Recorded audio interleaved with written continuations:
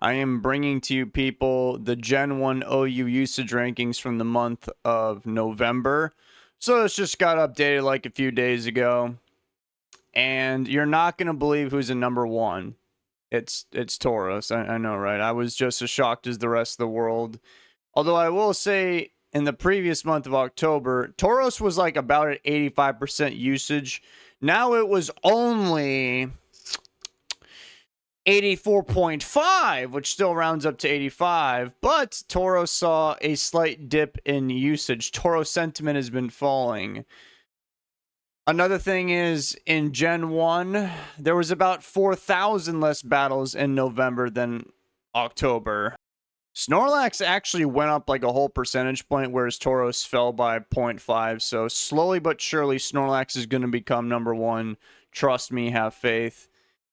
And why do I say that? Well, first of all, I don't actually believe that. But just remember, Snorlax has more attack power than Tauros. It can do everything that Tauros can do and better. It's just very slow. It has Reflect, Amnesia, Boom. It does more damage than the Bull. It's just very, very slow. Pain. Then we have the Pokemon that gave birth to the devil itself, Blissey, in Gen 3. Here we go. It's Chansey, and it came in at about 70% as well as it was in October, the previous month. It actually slightly fell in usage, which is great news for me, but this is known as what the kids would call the big three for a reason. These are the most powerful things known to man. Normal is busted in Generation 1. It was always good, but it got really broken in, I believe, the year it was like 2016 or so, when they discovered that the normal type Pokemon cannot be paralyzed by Body Slam. Body Slam's like one of the best moves in the game. So if you're just immune to that nonsense entirely, well, then that just puts you like 5 steps ahead of everybody. You are now meta. Congratulations.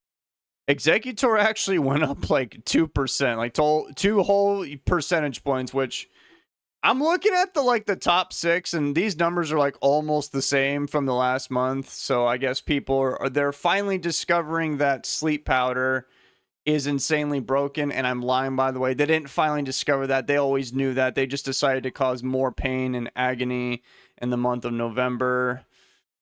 The agony's right there in third place. Now you just need Blissey, and then you'll be the real pain. Starmie's coming in at number 5, the 5th most popular dude guy, because I always used to think that Alakazam was better, but as I mentioned last time I did this, perhaps Starmie is better. It just has Thunder Wave and Recover just like Alakazam, but it has more type coverage, and also doesn't have, 5 base defense like Alakazam, which is pretty nice when you're in a meta with, those two in particular, so that's pretty gnarly. Starmie is also, from my experience, it is usually the lead. If they have a Starmie, it could be somewhere in the back, because another common lead is like Gengar, Jinx, because, sleep is really fun, 6-7, haha. Alakazam also went up like 2% like Executor. Alakazam believers are rising up, but if you really think about it, who really cares? Because the top 6 are basically almost the same. Well, it is the same placement.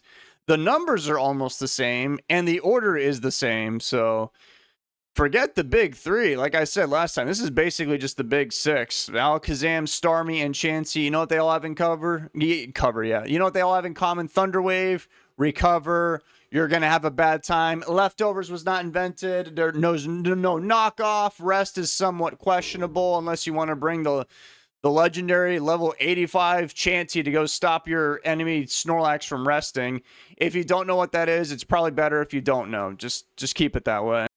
Now we have the first tier where something's actually different than, from the month of October. So it goes Rhydon, Gengar, Jinx, Zapdos. However, everybody's usage here fell except Jinx. Jinx went up by 3%, which is quite a bit considering, where it started. It's only in the 20s, right? And then it overtook Zapdos' spot. Before it was like this. So now it's like this. People, you know why they're using Jinx? I'll tell you why.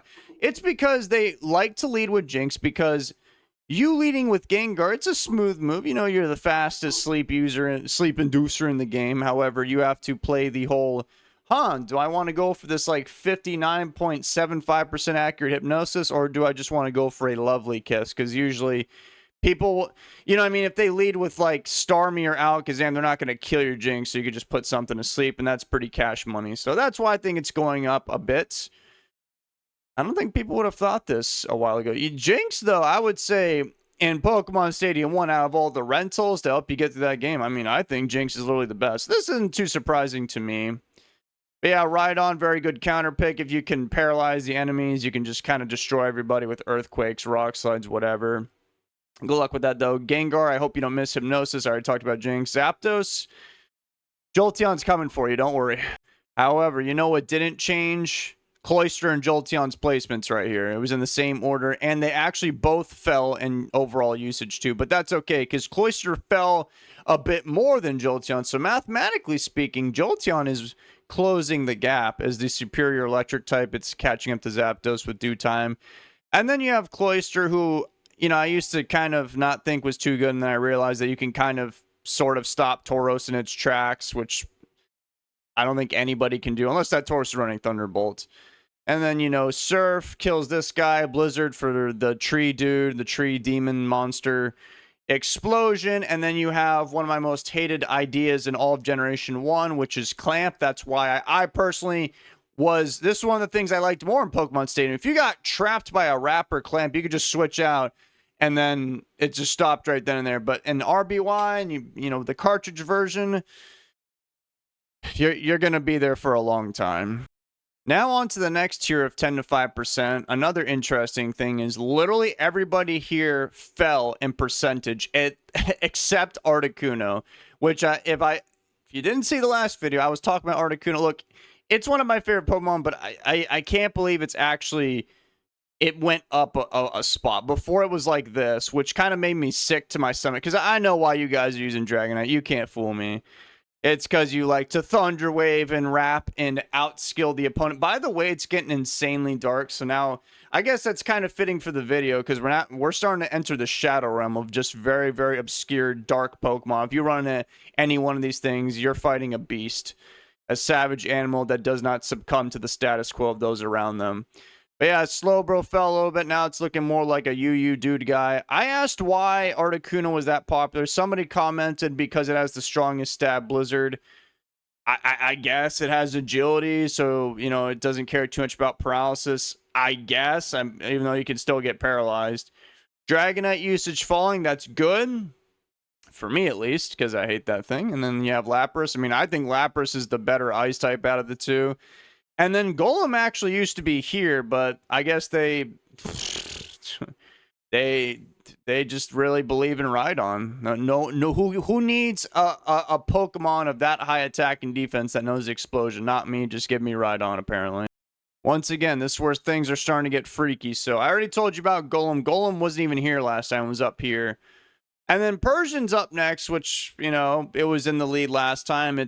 I never really saw it, but it's, I would imagine, a late game sweeper. You just bring it in. It's a slashing machine. It just auto crits everybody unless the enemy has a Gengar, but Gengar's not that popular. And Gengar's usually a lead, so if they have a Gengar, you would find out pretty quickly. So then if you can eliminate that thing, you save a Persian for the last second, then you slash everybody, you win, and then you laugh at them. But Charizard actually moved up 2 spots. Charizard was like over here. And it overtook Victreebel and Venusaur. And I theorized, because I haven't seen Charizard in OU, but I theorized, I think it's because people are probably spreading paralysis, which is, you know, after sleep the best thing. Well, technically freeze, but you get my point. And you know what I think they're doing? I think they're going for Swords Dance. And then they have Hyper Beam, Earthquake, Fire Blast, or maybe, if they're really evil, they also have Fire Spin. Oh my god. If you're using Fire Spin, I hope I never run into you on the ladder. Then you got Victreebel and Venusaur. This is not surprising to me, although these things, they're ranked so low on the not the ladder, but like the tiering. Like, they're so, like, to my knowledge, Venusaur has been like PU for a while, and Victreebel is NU, which I mean, I do think Victreebel's a little bit better because they both get Sleep Powder. Venusaur cannot learn Stun Spore. And then Victreebel gets Wrap. Oh, yeah. Are you seeing a pattern here? There's a lot of cringe. There's a lot of cheesy dudes here. And then here's where it gets really freaky. Pinsir was down here last time. It moved up a whole tier. And last time I was theorizing, it's probably sort of like the Charizard thing, Swords Dance, Hyper Beam, all that good stuff. Just watch out for, like, I don't know, Gengar. But then I realized, oh my god, just like Charizard, Charizard learns Fire Spin. Did you know that Pinsir can learn Bind? So I think that's what people are doing. So you got some freaks out there. So watch out. I haven't seen the Pinsir yet, but be careful. And then you got Hypno, who's basically the best UU Pokemon known to man, or at least within the format of UU. It's not as good as, I guess, it's UU Brethren, like Dragonite, Mr. I'm going to trap everybody. And then, oh, look, there's a bunch of other trappers. Charizard, Victory Bell. You guys down here are really, really cheesy. I hope I don't battle you people. It's so dark that you people can't even see me anymore, which is very fitting because now we're at the bottom of this usage ranking thing. And Pinsir used to be at the top right here, but Pinsir's moved on to greater things. So now Gyarados has overtaken Electrode, who was second in Commander, and even Arcanine's moved up a few spots. Machamp moved up a little bit. I mean, it was more used than Electro, which honestly that's probably the most respectable thing on this list. You know why they're using Machamp? Because of these three guys up here. That has to be why. I've never seen one in action, but it couldn't be any other reason. And then Electrode, who it's kind of interesting that it's that much farther behind Jolteon because it is way, way faster, but I guess it doesn't really matter because everything's just going to get paralyzed anyway. But Electrode does have Boom. And then Kingler. Dude, Kingler is a freak because last time I did this, Kingler was literally in last place. It barely made the cut. Like, I was totally joking and clowning on Kingler. Look at them now. Look at them. They moved up like 10 spots. They've overtaken 9 Pokemon. That's crazy. Like, what are you guys using? Guillotine Kingler? And then you got Ninetales, who has been... Just so you guys know, in terms of the tiering, Ninetales is the highest rated fire type Pokemon in the game. Like higher than Charizard, Arcanine, but here it is behind those two. Then you have Nidoking, who's rated very, very lowly in the PU tier, which still kind of surprises me because it has like very good type coverage. Granted, it's a poison type, which is god awful, but it could be worse. You could be Arbok. Dodrio. It's fast, it's strong. It's pretty good in UU. So is Doug Trio and Raichu. These are very good UU Pokemans, but the power creep is a bit too much for our friends here. And then you have Porygon, dude. If I run into you and you're using a Porygon, I just don't like you because I know what you're up to. It's another Chansey. It's actually just like in Gen 3 where you have Blissey and then who's OU, right? And then you have Porygon 2 who's UUBL. That's why they would use Porygon here. They Thunder Wave you. They go for recover. They can't get paralyzed by Body Slam. It's just a lot of pain and agony. And then you have Kangaskhan and Moltres, who actually were not here last time. They barely made the cut, which is interesting because Kangaskhan is one of the best UU Pokemon. And here it is below all these dudes like freaking Kingler. And then Moltres, who, in terms of fire spinning damage, does more than all these guys. Because Moltres has the highest special attack. And none of these guys can do anything to raise their specials, obviously. They cannot learn Amnesia. So that's, I would say, like, if you ever saw me in an OU battle and I had a Moltres, that's what I'd be doing. So if I see you with a Moltres on your team, that has to be what you're doing. And then you have Clefable, who went down a little bit in usage. And it's the final Pokemon on the list today. Barely made the cut. Raticate used to be here, but then they got fired. Clefable took their job, all their pay. Raticate was replaced by Clefable AI. It's very sad and disappointing.